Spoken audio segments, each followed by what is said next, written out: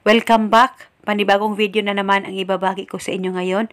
Ito'y simpleng gabay at simpleng pamamaraan. At kung bago lang po napadaan sa channel na ito, ay huwag niyo pong kalimutang mag-subscribe at pindutin ang notification bell para palagi kayong updated sa mga bago kong videos. Gusto mo ba na siya ay mababaliw ng husto sa kakaisip sa'yo?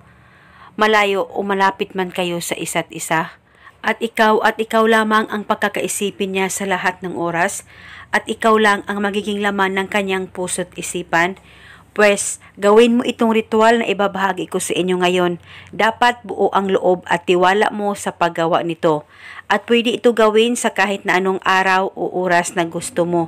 Pwede ito gawin bago ka matulog o di kaya pagkagising mo sa umaga o sa kahit na anong oras na gusto mo ay pwede mong gawin itong ritual as long as naniniwala kayo sa mga ganitong pamamaraan.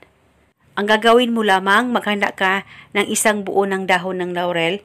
Kahit hindi masyadong buo, kahit may kaunting punit, ay pwede pa rin gamitin ito. At kumuha ka rin ng kahit na anong kulay na panulat at isulat mo ng isang beses ang pangalan at apelido niya sa dahon ng laurel. Dapat alam mo ang kanyang tunay na pangalan. At pagkatapos mo nang masulat ito, hawakan mo ang dahon ng laurel, ilapit ito sa bunganga mo at ibulong mo ang spell na ito. Pangalan at apelido, sa pamamagitan nitong dahon ng laurel, ikaw ay mababaliw ng husto sa kakaisip sa akin. Ibulong mo lamang ito ng paulit-ulit kahit ilang beses ay pwedeng-pwede po.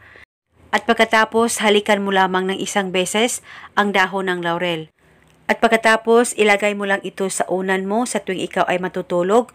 Kung ikaw naman ay aalis, ay ilagay ito sa likod ng case ng cellphone mo, sa wallet mo, sa bag mo, sa bulsa mo. Pwede ito dalhin kahit saan ka man magpunta. At sa tuwing ikaw ay matutulog, ay ibalik mo lang itong ilagay dyan sa unan mo at uunanan mo ito.